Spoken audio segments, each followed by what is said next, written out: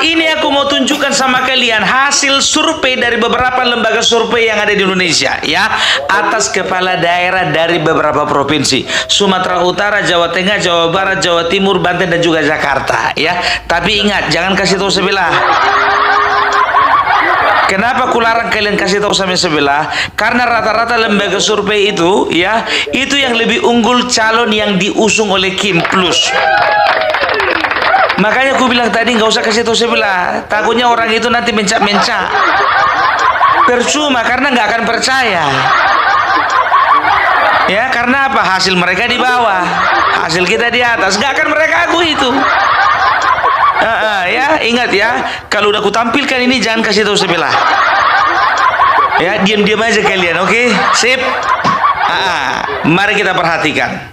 Pemirsa, hasil sejumlah lembaga survei menunjukkan sejumlah pasangan bakal calon gubernur unggul telak atas lawannya. Di Jakarta, survei Lembaga Survei Indonesia menempatkan elektabilitas pasangan Ridwan Kamil dan Suswono unggul hingga lebih dari 50% atas pasangan Pramono Anung Rano Karno dan pasangan Dharma Pongrekun Kun Wardana. Di Jawa Barat, survei indikator politik menempatkan elektabilitas pasangan calon Deddy Mulyadi Erwan Setiawan unggul dengan raihan 77,81% atas Ahmad Syahiku Ilham Habibie yang mendapat 10,98%. Sedangkan Acep Adang, Gita, dan JJ Ronald Surapraja masing-masing mendapat 2,24%. Ada 6,73% warga yang disurvei yang belum menentukan pilihan mereka. Di Jawa Timur, menurut Poltreking Indonesia, elektabilitas pasangan Kofifa Indar Parawansa dan Emil Dardak unggul dengan angka 57,3% atas pasangan Tri Risma Harini Gus Hans dengan 22,7%. Sementara pasangan Lukmanul hanya meraih 2,2% dan ada 17,8% yang belum menentukan pilihannya. Di Banten, LSI mencatat pasangan Airin Rahmidiani dan Ade Sumardi unggul telak elektabilitasnya dengan meraih 73,7%, sementara pasangan Andra dan Dimyati hanya meraih 12,2%. Di Jawa Tengah, hasil survei Lembaga Survei Kanigoro Network mencatat pasangan Ahmad Lutfi dan Taj Yassin unggul dengan elektabilitas 45,2% atas pasangan Andika Perkasa Hendra Prihadi yang meraih 37,7%. Di Pilkada Sumatera Utara, dua lembaga survei yaitu Kata Data Insight Center dan LSI masing-masing menempatkan Bobi Nasution unggul atas Edi Rahmayadi. Udah jelas kan? Jadi aku nggak mau baca duluan, karena apa? Nanti langsung banyak yang menyerang, hoax. Banyak nanti yang menyerang, apa dibilangnya buzzer bayaran. Apa dibilang katanya? Itu lembaga survei bayaran. Kalau kalian menganggap aku buzzer, ini pembaca berita ini bukan buzzer ini. Udah jelas kan? Udah jelas. Tepuk tangan dulu sekali lagi ya. Aduh, bayangkan kalian dimulai dari Jakarta. Jakarta ya. Jakarta itu Ridwan Kamil bersama Suswono memperoleh sekitar 51,8% ya, dan juga lawannya Rano Karno itu mendapatkan 28,4%. Yang ngiri kali dari Bang Rekun 3%. Kalau aku jujur aja lah, nggak kulanjutkan itu. Lebih bagus aku rugi 20 juta untuk bikin spanduk dan baliho daripada nambah kerugian lagi untuk bikin kartu nama dan juga baju kaos. Yakin aku, jujur aja, yang namanya Dharma Pangrekun gak akan kampanye itu, gak akan mau keliling. Orang dia sendiri juga bilang apa katanya nggak punya uang. Bukan menghina, tidak, tapi namanya pesta harus punya uang. Gitu dia, ya kan? Jadi selamatlah untuk pasangan Ridwan Kamil, dan mereka juga mengatakan bahwasanya kita jangan jumawa, dan biarlah hasil ini walaupun bagus, justru itu yang akan kita buat lagi semakin lebih bagus ke depan, kan begitu ya. Jadi kalau bicara tentang faktornya Ridwan Kamil sudah banyak lah ya, dan juga ini terima kasih untuk anak-anak Abah, untuk tim relawan Anies. Karena tanpa ada komando dari Anies, mereka datang sendiri ke Ridwan Kamil. Kemarin ada 42 simpul, katanya ada 42, ada juga yang bilang 62. Gimana pun ceritanya udah banyak anak-anak Abah itu merapat ke namanya Ridwan Kamil. Thank you very much. Dan juga Ahoker juga, aku bilang suaranya bakalan ke situ, ya kan? Udahlah, no debat. Kalau ku bilang Jakarta tinggal lantik. Ya, masuk lagi biar tahu kalian Jawa Barat. Ini paling ngeri. Kang Deddy Mulyadi mengumpulkan 77%. Lawannya 10%. 10%, bayangkan 10 kali lagi pilkada belum tentu menyamai. Tapi itulah dia, memang betul-betul bahwasanya sosok Kang Deddy Mulyadi adalah sosok pemimpin yang betul-betul dinantikan kedatangannya oleh sebagian besar masyarakat yang ada di Jawa Barat. Aku sedayana orang Sunda nu aya di Tasikmalaya, aya di Sumedang, aya di Subang, aya di Bandung, aya di Cimahi, aya di Karawang, aya di Bekasi. Tong pohonnya ulah hilapnya. Kang Deddy Mulyadi. Tong hilap Kang Deddy Mulyadi wae. Nya orang Sunda lamun tiasa masa dayana milih Kang Deddy Mulyadi weh. Sampurasun ke sadayana orang Sunda luar biasa. Itu makanya aku bilang. Jadi kemarin mengatakan apa ya, Ridwan Kamil itu pasarnya itu di Jawa Barat, nggak laku di Jakarta. Buktinya apa nggak sayang kalau numpuk dua-duanya Deddy Mulyadi sama Ridwan Kamil di Jawa Barat? Iya, dia apalah orang ini dibagi dua, satu Jawa Barat, satu di Jakarta, sama-sama unggul. Ya kan? Itu dia. Apalagi ya kan, masuk kita ke daerah Banten. Banten ini luar biasa, Airin dengan 73%. Masih ingat kalian Airin yang dimarah-marahin Ibu Megawati gara-gara salah pakai warna baju? Warna bajunya kok gitu? Besok kalau udah masuk PDIP jangan gitu lagi ya. Lalu ditangkaplah momen itu sama si Bahlil. Bahwasanya dia katakan apa? Airin nggak boleh kemana-mana. Dia anak kandungnya Golkar. Ya karena memang sempat di pengurusan yang lama, ketua umum yang lama, dia tidak mendapatkan surat rekomendasi. Itulah dia. Makanya mungkin ya setelah Bahlil naik menjadi ketua umum, ternyata ada evaluasi. Selamat untuk Airin. Ya, itu dia. Selamat bertarung. Kalau gue bilang tinggal lantik juga ini. Jakarta tinggal lantik, Jawa Barat tinggal lantik, Banten juga tinggal lantik. Biar tahu kalian ya, jumlah penduduk di Banten itu lebih banyak itu dari Jakarta itu. Serius. Itu dia. Ya, kita masuk lagi ke Jawa Tengah.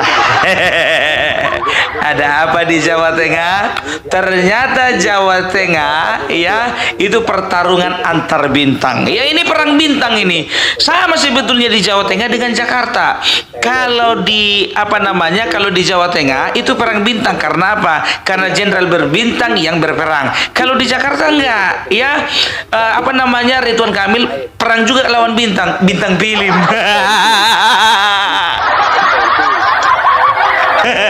Sama juga perang bintang juga kan. Jadi kalau untuk Jawa Tengah, Ahmad Lutfi mendapatkan sekitar 45%. Mantap. Ya, 45%. Ya. Terus kalau Andika Perkasa dan Hendra Priyadi itu mendapatkan sekitar kalau nggak salah 37%. Ku bilang sama kalian, masih ingatkan beberapa kontenku yang kemarin, kalau untuk Jawa Tengah ini sukar ditebak. Karena apa? Masih ada 17% responden yang belum memilih. Kalau memang Andika Perkasa ya dengan segala dengan segala kekuatannya, dengan segala kemampuannya mampu mengambil 17%, berarti suara dia akan nambah menjadi 54%. Apakah bisa? Iya, kalau bisa diambil. Kalau yang ngambil juga si Ahmad Lutfi, gitu dia. Masih ada swing voters ya. Kerja keras kalian, kerja keras. Itu dia. Ya memang betul sama-sama bintang. Masalahnya tim suksesnya Ahmad Lutfi lebih banyak bintangnya daripada Andika Perkasa. Andi Perkasa ketua tim suksesnya itu Bambang Pacul, ya kan begitu. Ya memang betul orangnya Korea tapi kurang fight. Ingat ya, aku bilang sama kalian, tidak selalu yang namanya tokoh yang terkemuka itu bisa memanage masalah tim pemenangan. Coba kalian lihat Dasko ya, dan juga Rosani ya. Coba bayangkan kalian, selama ini kita nggak berpikir bahwasanya mereka itu bisa bekerja ya, bisa bergerilya untuk memenangkan pertarungan antara Prabowo dengan Ganjar dan juga Anies ya. Kita bisa melihat bagaimana kerja keras mereka berdua. Jadi begitu. Jadi walaupun Ahmad Lutfi ya, itu kalau tidak salah dia itu juga banyak, malah biar tahu kalian, walaupun Andika Perkasa dia itu jenderal TNI ya, tapi lebih banyak jenderal TNI ada di kubunya Ahmad Lutfi. Bayangkan kalian lah dulu. Bayangkan kalian. Kawan pula sama presiden terpilih itu. Iya, tapi itulah dia ya. Makanya ini ngeri kali memang di Jawa Tengah ini. Ada pula istilah di sana, Rambo versus Sambo. Jangan kayak gitu. Yang satu Rambo bukan orang Indonesia, yang satu Sambo narapidana. Masa kalian sama-sama kan, ngeri kali lah. Oke lah kalau Rambo masih enak, Sambo nggak boleh gitulah. Tapi itulah yang namanya istilah-istilah kadang-kadang secara otomatis lahir di tengah-tengah masyarakat. Memang itu menandakan apa? Bahwasanya masyarakat Jawa Tengah kreatif. Nah, jadi kalau untuk Jawa Tengah ini, kalau bisa dikatakan ya diuntungkan lah pasangan Ahmad Lutfi. Karena apa? Karena Tas Yassin merupakan dia satu-satunya incumbent untuk di daerah Jawa Tengah. Incumbent, walaupun hanya incumbent wakil gubernur, tapi itu pun juga cukup memberikan pengaruh. Tepuk tangan dulu. Ya, makanya aku bilang Andika Perkasa cukup kerja keras ya. Ya, perlu mengerahkan daya dan upaya untuk memenangkan hati di Jawa Tengah. Karena ya, Pilpres kemarin maaf saja sudah sempat kandang banteng berubah menjadi penangkaran burung Garuda. Makanya kerja keras di situ, ya kan? Karena apa? Karena penangkaran burung Garuda itu dari kemarin sudah ada di situ. Sudah beranak pinak itu. Jadi kurasa udah gak cocok lagi kandang banteng itu. Ya kalau misalnya menang di situ Andika Perkasa, kembali lagi kandang banteng itu jadi predikat di Jawa Tengah, kan begitu kan? Itu Jawa Tengah. Sekarang kita masuk lagi Jawa Timur ya. Berapa persen untuk Khofifah Indar Parawansa? 51%. 57% ya.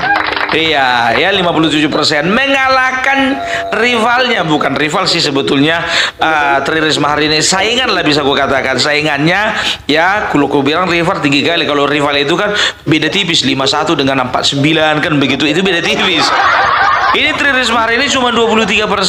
Makanya aku bilang, walaupun memang kota Surabaya adalah kota terpadat penduduknya di Jawa Timur, nggak semua itu milih Tri Risma hari ini, walaupun dia sempat jadi wali kota di sana. Karena apa? Karena Bapak Presiden Joko Widodo sudah sempat jalan-jalan ke pasar kampung, ke pasar Duku-Duku Kupang.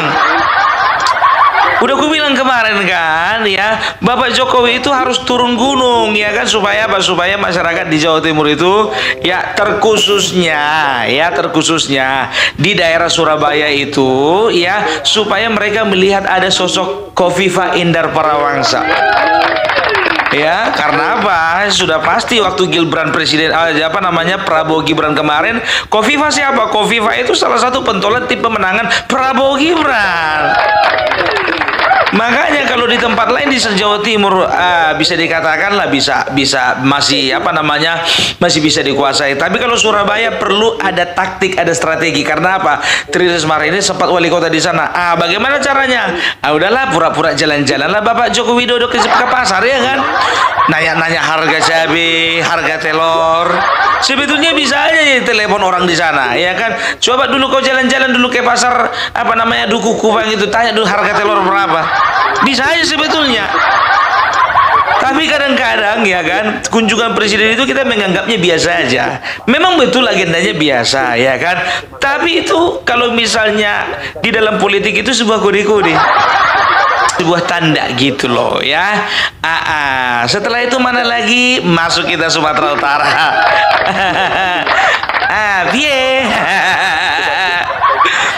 Mas Bobi mendapatkan sekitar 35%. Dan juga saingannya Edi Rahmayadi mendapatkan 17%. Gak usah diketahui, tepuk tangan juga. Ini unik ini, ya kan? Ini unik. Kalau misalnya di Jawa, di Sumatera Utara, ya Bobi ya didukung oleh hampir semua partai yang tergabung di dalam Kimples ya, itu masuk ke Bobi semua ya. Jadi bisa dikatakan kemungkinan Bobi untuk menang itu ya 35% itu. Tapi ingat ya, ini masih ada swing voter, ini masih ada pemilih yang belum menentukan pilihannya ya. Apakah ya sisa daripada persentase itu bisa masuk ke Edi Rahmayadi ataukah Bobi Nasution? Perlu kerja keras dari dua-duanya ya. Tapi itulah dia ya, kalau bisa dikatakan ya, kalau untuk posisi Edi Rahmayadi semana mau dibilang ya kan, beda loh kalau dia masih gubernur dengan mantan gubernur, beda powernya, udah beda. Makanya kemarin waktu menyampaikan pidato, Surya katakan apa? Setahu saya ya, saya belajar sama guru ngaji saya, namanya malaikat nggak punya anak, apalagi menantu. Lalu apa dibilangnya siapa? Si Edi Rahmayadi. Oh, sekarang Pak Surya udah mulai berani ya. Ya berani dia, karena apa mau ditakutkan, bukan gubernur lagi dia. Itu dia. Jadi di situ kita bisa melihat efek ya, ketika dia tidak menjabat dengan sudah menjabat. Bobi Nasution kan dia masih jadi wali kota. Itu makanya ya, bukannya ku bilang ini adalah sebuah trik, enggak, karena memang sudah habis masa jabatannya si Edi Rahmayadi. Kurasa kalau misalnya belum habis masa jabatannya juga digasnya itu, mana mau dia lengser dari gubernurnya itu dia ya. Tapi ngeri kali 17. Ini cemana tim suksesnya ini? Apanya kerja kalian?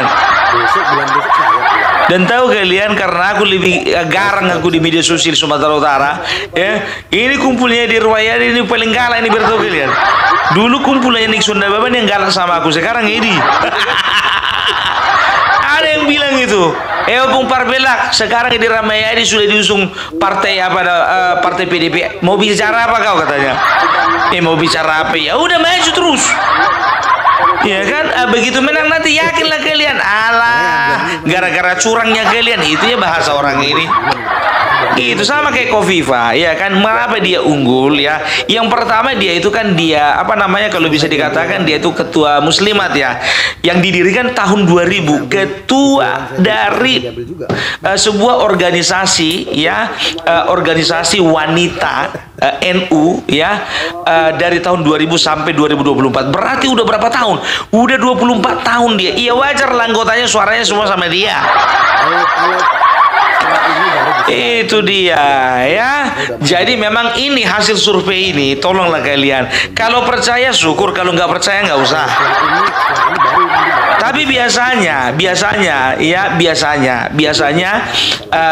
survei-survei seperti itu mendekati hasil sebenarnya itu. Paling yang berubah di Jawa Tengah dan Sumatera Utara. Karena apa? Di Jawa Tengah masih ada swing voter, Sumatera Utara masih juga jelas berapa persentase swing votersnya, kan begitu. Makanya kalau yang beda tipis itu bisa dikatakan antara Ahmad Lutfi dan juga Andika Perkasa, 45 dengan 37. Ya bisa dikatakan cuma selisih 8% lah ya. Makanya saling kerja keras lah kalian. Jadi itulah hasil survei dari beberapa lembaga survei. Ingat ya, bukan Opung Parbelak mengada-ada ya, yang menyatakan pun juga om reporter tadi yang dari TV swasta.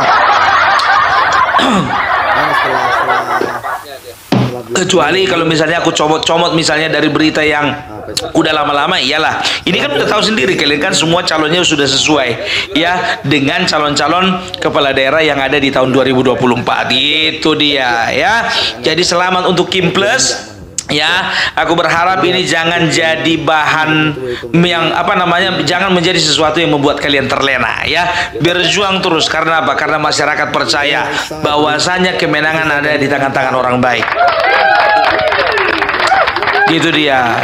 Loh, Pramono Anung itu kurang baik apa? Kalau misalnya kalah dia berarti dia nggak baik. Bukan kurang baik, dia kurang mampu. Kurang kuat. Sama-sama baiknya semua, ya kan? Jadi seperti itu dulu dari Opung Parbelak untuk sementara. Ya, semoga ini menjadi bahan ya untuk kita boleh para pemilih ini boleh memikirkan dan juga mempertimbangkan siapa calon yang paling cocok. Oke, salam Parbelak, salam NKRI, NKRI hormati. Absen, dia nggak usah di input lemburnya. Itu kan orang jadi